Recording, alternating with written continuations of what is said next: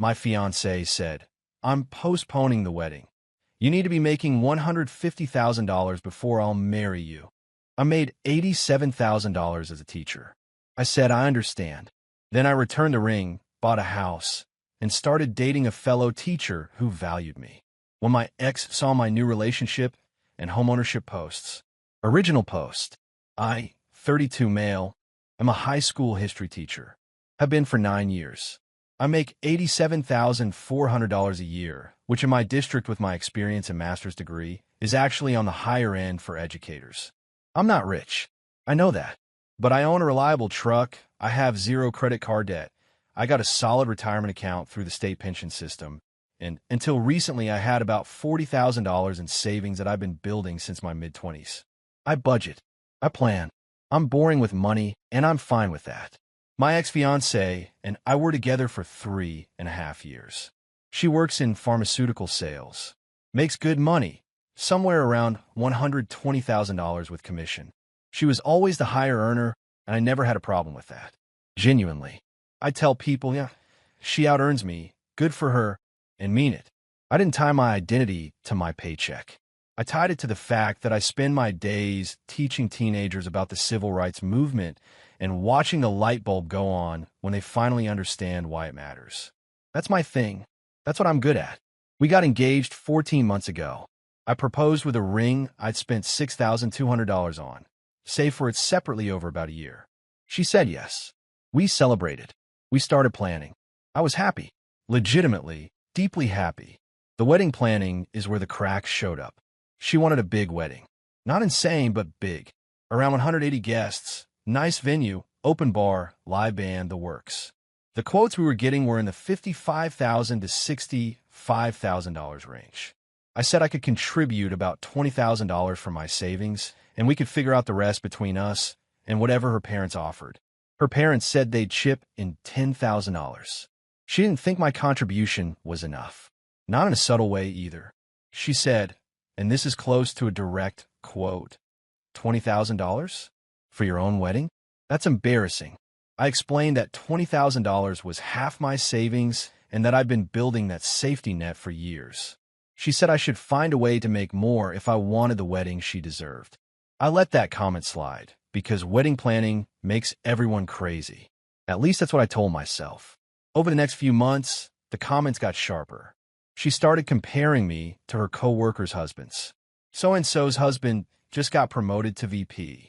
My colleague's fiancé makes $200,000 in tech. She'd bring up my salary at dinner parties in this joking but not really way. He's a teacher, so, we're not exactly rolling in it. With this laugh that made my skin crawl, I kept swallowing it. I shouldn't have. But when you love someone, you let things build up that you shouldn't. Then, about 3 months ago, she sat me down in our apartment. We were renting together, split the rent 50-50, even though she made more, and delivered the speech that ended us. I've been thinking about this a lot, and I need to say it. I think we should postpone the wedding. Me, okay. What? I just feel like, financially, we're not where I need us to be. Specifically you. Me. What does that mean, specifically? I think you need to be making at least $150,000 before I'm comfortable walking down the aisle. I need to know my partner can provide at a certain level. I sat there for a second. Just sat there. Me. I'm a public school teacher with a master's degree. $150,000 isn't a raise. That's an entire career change. Then maybe that's what needs to happen. Me. You want me to quit teaching? I want you to be realistic. Teaching is noble or whatever, but it's not a career that builds the life I want. Me. The life you want. The life we both should want. I looked at her for a long time. She was completely serious. No hint of doubt on her face. She'd clearly rehearsed this. She had a whole financial vision for our future, and I wasn't in it. At least, not the version of me that currently existed. So I said, I understand. She looked relieved, like she thought I was agreeing to her terms. Me, I understand that you just told me who you are. Give me a few days. Her face changed real quick, but I was already standing up and grabbing my keys. I drove to my buddy's house. He's a shop teacher in my school, been my best friend for years, and sat in his garage and told him everything. He listened, cracked 2 beers, handed me one, and said, "Brother, she doesn't want a husband. She wants a salary with legs." I slept on his couch that night. Over the next week, I did the following things in order. 1. I went to the jeweler where I bought the ring. Store policy was no cash refunds after 90 days, but they'd give me store credit.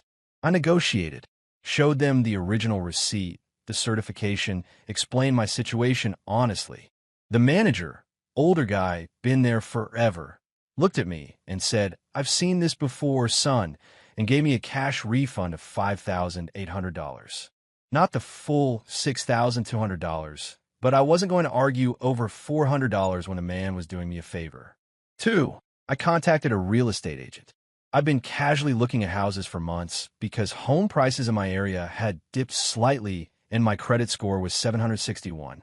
With my savings, the ring refund, and a teacher's FHA loan program that my district participates in, I could put together a solid down payment on a modest 3-bedroom. I found one. Older house, needed some cosmetic work, but structurally sound and in a decent school district. Listed at $215,000. I offered $208,000 and they took it. 3. I told my ex I was moving out. This was about 2 weeks after her ultimatum.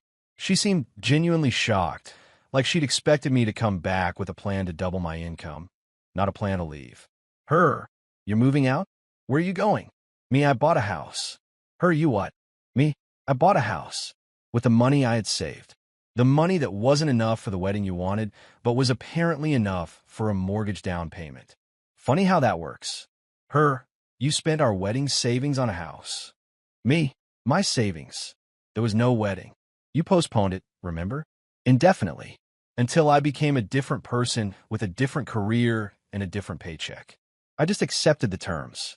She started crying and said I was making a huge mistake and that she didn't mean it like that.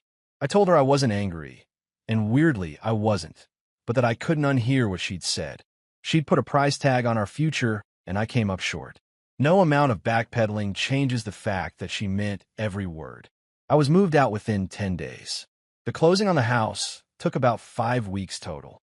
During that time, I stayed with my buddy, the shop teacher. He helped me move. Didn't charge me a dime for the couch. That's friendship. Now here's the part one didn't plan. At my school, there's a second-year English teacher.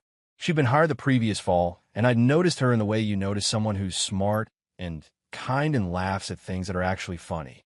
We'd talked in the teacher's lounge, served on a curriculum committee together, chaperoned a school dance where we spent most of the night making fun of how bad the DJ was. Nothing happened while I was engaged. I want to be crystal clear about that. I didn't even entertain the thought. But about a month after I'd moved into my house, we ended up at a school happy hour, and she asked, casually, if I was still with my fiancé. I said no. She said she was sorry to hear that. I said I wasn't. She laughed. We talked for 3 hours, and I drove home feeling something I hadn't felt in a long time, like someone was interested in me, not in what I could theoretically become. We started dating. Slowly. She makes about $52,000 as a second-year teacher. She drives a 10-year-old Civic. She spends her weekends grading papers and coaching the school's debate team for a $1,200 annual stipend. She's the kind of person who gets excited about a student's improvement and texts me about it at 9 p.m. On our third date, I cooked dinner in my new house, and she brought a bottle of $11 wine and a card game, and we stayed up until 1 a.m. laughing. That was the best date I've been on in my entire life, and it cost maybe $35 total. 2 months into dating, I posted a photo. Not a strategic move. I genuinely just wanted to share it. It was us on my back porch, her sitting in a camp chair with papers in her lap, my dog at her feet. Caption was something like, "Saturday grading sessions hit different when there's company." And that's when my ex lost her mind. I'll save that for the update. Update 1, 8 days later. The response to the original post was wild. A lot of teachers in the comments saying they related to the salary shame, and that meant a lot to me. This job gets disrespected enough without the person sleeping next to you doing it too. All right, the fallout. So the porch photo went up on a Sunday evening. By Monday morning, I had a text from a number I hadn't deleted yet, my ex. I'd blocked her on social media, but apparently not her phone number. Oversight on my part. Her text, So you had enough money for a house and new girlfriend, but not enough for our wedding? Wow. Just wow. I didn't respond. But she wasn't done. Second text, for minutes later. That house should have been OURS. That down payment was supposed to be our future. You basically stole from our relationship. Third text. And she's a teacher? You downgraded from me to another teacher? Enjoy being broke together, I guess. I screenshot everything. Not because I had a plan, but because my buddy told me months ago to document everything and it had become habit. Then I blocked her number. Should have done it sooner, but here we are. Now, let me explain something about my ex that I didn't fully appreciate until he broke up. She has a very specific social circle. Her friends are mostly other pharma sales reps and their partners, finance guys, tech guys, people who talk about Q3 numbers at brunch. Her entire social identity was built around being part of this upwardly mobile crew. And within that group, having a fiancé who was just a teacher had apparently been a source of embarrassment she'd been managing for years. I know this because after the breakup, one of her friends, a woman I'd actually gotten along with at parties, reached out to me and said, "I just want you to know, she used to complain about your salary constantly when you weren't around. Like every girl's night. It wasn't a new thing. She'd been saying she was going to fix your career for at least 2 years. That hit different. 2 years of behind-my-back salary shaming while smiling at me across the dinner table. Cool. Anyway, the porch photo. Here's what I didn't know when I posted it. My ex still had mutual friends who followed me. Within a day, she'd seen not just the photo, but also the comments. My girlfriend, the English teacher, had commented a little heart emoji. My buddy, the shop teacher, had commented, "The house looks great, brother." A few other teacher friends had left nice comments. It was just normal people being normal. But to my ex, it was apparently an attack on her personally.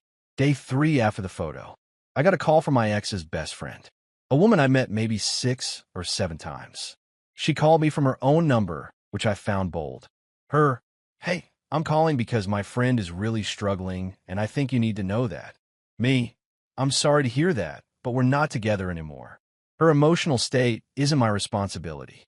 Her, "She feels like you did all of this, the house, the new girl, to spite her." Me, "I bought a house because I had savings and good credit. I'm dating someone because I met someone I like. Neither of those things have anything to do with your friend." Her, "But the timing. You have to admit the timing looks intentional." Me, "The timing is the direct result of your friend telling me I wasn't worth marrying until I made $150,000. I took her at her word and moved on. That's not spite. That's listening." She got quiet.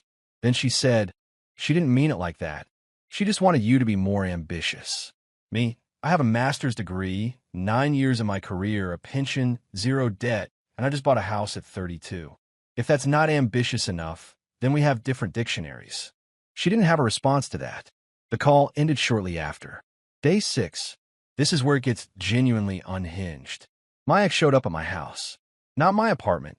She didn't even know the address. She found it. I don't know how. Maybe through mutual friends. Maybe she drove around the area looking for my truck. Either way, she was in my driveway on Saturday morning when I opened the front door to grab the mail. Her, "We need to talk." Me, "No, we don't." Her, "I made a mistake, okay? I said the wrong thing. But you didn't have to blow up our entire life over one conversation." Me, "It wasn't one conversation. It was 3.5 years of you being embarrassed by what I do for a living, and one conversation where you finally said it out loud." Her, "I was never embarrassed by." Me, "Your friend told me you complained about my salary at every girl's night for 2 years. You compared me to your coworkers' husbands at dinner parties. You called my wedding contribution embarrassing. You told me to quit the career I love so I could hit an income number that would make you comfortable. That's not one bad conversation. That's a pattern." She stood in my driveway and stared at me. Then she looked at the house, really looked at it, and I could see something shift in her face. Not remorse. Calculation. She was doing math. She was looking at the house and realizing that the man she dismissed as financially inadequate had just purchased property. Her, "This is a nice house." Me, "Yeah, it is." Her, "We could have had this together." Me, "We could have. But it wasn't enough for you. I wasn't enough for you." And I'm not going to stand in my own driveway and be auditioned again. She started crying. Real tears, I think. But I'd seen her cry before to get her way, and I couldn't tell the difference anymore, which is a terrible thing to realize about someone you once loved. Me, you need to leave. I'm not being cruel. I'm just done. She left. I went inside, and my hands were shaking. Not going to pretend that was easy. It wasn't. Seeing someone you planned a life with standing in the driveway of the life you built without them. That's heavy regardless of who was right. My girlfriend came over that evening. I told her what happened. She didn't freak out, didn't get jealous, didn't make it about her. She just sat on the couch with me and said, "That sounds like it was really hard. Do you want to talk about it? Or do you want to watch something dumb on TV?" We watched 3 episodes of a cooking competition, and she fell asleep on my shoulder. That's the difference. That's the whole difference, right there. But my ex wasn't done. Because of course she wasn't. More in the final update. Update 2. Final, 16 days later. Okay, last one. I'm closing this chapter. After the driveway visit, I genuinely thought things would settle. She'd said her piece. I'd said mine. We'd both move on. But I underestimated how much my ex's identity was tied to the narrative she'd built, and how threatening it was to her when reality contradicted it. About 5 days after the driveway, I got a text from a colleague at school. Another history teacher, older guy, been teaching for 20-something years. He sent me a screenshot and said, "Thought you should see this." It was a post in a private Facebook group for local professionals. One of those networking groups where people share job leads and industry gossip. My ex had made a post. She didn't use my name, but she described a recent ex who was a public school teacher who had secretly been hoarding money throughout the relationship and bought a house with money that should have gone toward our shared future. She implied I'd been financially deceptive and that I'd moved on suspiciously fast, probably had someone lined up already. So now I was a cheating financial hoarder. Great. The post had about 15 comments when my colleague screenshot it. Most were sympathetic to her. "So sorry you're going through this. Men are trash." The usual. A couple of people asked probing questions like, "Were you on the title for the savings account?" And she conveniently didn't answer those. I sat with this for a full day. I wasn't going to engage publicly. I'd already decided that. But I also wasn't going to let a false narrative about my character float around a local professional group unchecked. I'm a teacher. My reputation in the community actually matters for my career. So I did something very specific. I called the one mutual friend who'd been honest with me, the woman who told me about the girls' night salary complaints. I asked her if she'd be willing to confirm, if it ever came up, that my ex had explicitly told me to postpone the wedding until I earned $150,000, and that the money I used for the house was my personal savings that predated the relationship. She said yes. She also said she'd already seen the Facebook post and was disgusted by the spin. Then I did the thing that actually mattered. My school district runs a teacher appreciation program every spring. Local businesses sponsor it. The school board does a little ceremony, and they highlight teachers who've gone above and beyond. My department head had nominated me months earlier for a curriculum initiative I'd led, a project where my AP history students partnered with a local veterans organization to record and preserve oral histories. It was a big deal. The local paper covered it when the students presented their work at a community event. I'd kind of forgotten about the nomination because life had been chaotic. Well, I won Teacher of the Year for my district. The announcement went out in the school newsletter, on the district social media pages, and because of the Veterans Oral History Project, the local news affiliate did a short segment on it. 2 minutes, nothing major. Me in my classroom, students talking about the project, the principal saying nice things. I didn't orchestrate the timing. I want to be very clear about that. The nomination happened before the breakup. The selection process had nothing to do with my personal life. But the timing was, and I say this with full awareness of the irony, almost poetic. Because that news segment and the social media post about it went out the same week my ex's Facebook narrative was circulating. And the contrast was devastating for her without me lifting a finger. Here's the post she wrote. My ex was a teacher who was secretly hoarding money and probably cheating. And here's what the actual public record showed. a man being recognized by his community for 9 years of dedicated teaching and a project that connected students with veterans. 3 people in that Facebook group saw the news coverage and connected the dots. One of them commented on my ex's post, "Wait, is this the teacher who just won District Teacher of the Year? The one who did the Veterans Project?" Because if so, this post reads very differently. Another person commented, "I saw that news segment. That man seems like a genuinely good person. Something about this story doesn't add up." My ex deleted the post within hours. But the screenshots lived on, because they always do. Here's the consequence she didn't see coming, and it's the one that actually stung her. Her professional networking group, the same one where she'd posted about me, has members who overlap with her company's client base. The pharmaceutical industry in any region is a surprisingly small world. 2 of her regional accounts are managed through relationships she'd built in that exact group. When her post got connected to the Teacher of the Year story, it didn't just make her look petty. It made her look dishonest. And in sales, your reputation for honesty is literally your entire career. I heard through the mutual friend grapevine, not from anyone at her company, just through people who know people, that her manager had a conversation with her about social media judgment after a client mentioned the situation casually at a lunch meeting. I don't know what was said. I don't know if there were formal consequences. And honestly, I don't care. I didn't report her. I didn't contact her employer. I didn't send anyone screenshots. Her own post in her own professional group in front of her own clients did the damage. I was just the teacher she'd underestimated. The last direct contact I had was about a week after the Teacher of the Year announcement. My ex sent me an email. She'd apparently found my school email address on the district website. The email was 3 paragraphs long, and the tone swung wildly between anger and sadness. The core message was, "You were supposed to grow with me. I was trying to push you to be better. You chose comfort over ambition, and now you're being celebrated for the very thing I was trying to get you to move past." I read it twice. The second time, I actually felt something close to pity. Not because she was wrong about what she wanted. Everyone's allowed to want financial security. But because she was so locked into her definition of success that she couldn't see any other kind. She looked at a man who'd built a stable life, earned community respect, owned a home, and found a partner who loved him exactly as he was. And her honest reaction was, "That's not enough.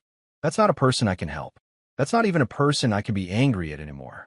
That's just someone who's going to keep chasing a number and wondering why it never feels like arriving." I didn't respond to the email. I forwarded it to my personal account for documentation purposes and then archived it. Here's where I am now. The house needs work. The kitchen faucet drips, and I'm pretty sure I'm going to have to replace the water heater before winter. My girlfriend and I painted the guest bedroom last weekend, and she got more paint on herself and on the walls, which she insists was an artistic choice. My dog, a 3-year-old mutt I adopted the week after I moved in, has already destroyed 1 couch cushion, and I can't even be mad about it because he looks so proud of himself. I make $87,400 a year. My girlfriend makes $52,000. Together, we make $139,400, which is still short of my ex's benchmark for marriage worthiness, and I find that genuinely hilarious. I teach 5 classes a day. I coach academic decathlon in the spring. I'm starting a new oral history project next semester focused on immigration stories from our school community. Last week, a kid in my 3rd period, a junior who'd been struggling all year, turned in a paper on Reconstruction that was so good I read it twice during my lunch break. I emailed his mom to tell her. She wrote back, "Thank you for believing in him." That email is worth more than any salary number anyone could throw at me. My ex wanted me to become someone else. I just became more of who I already was. Turns out that was more than enough. That's the whole story.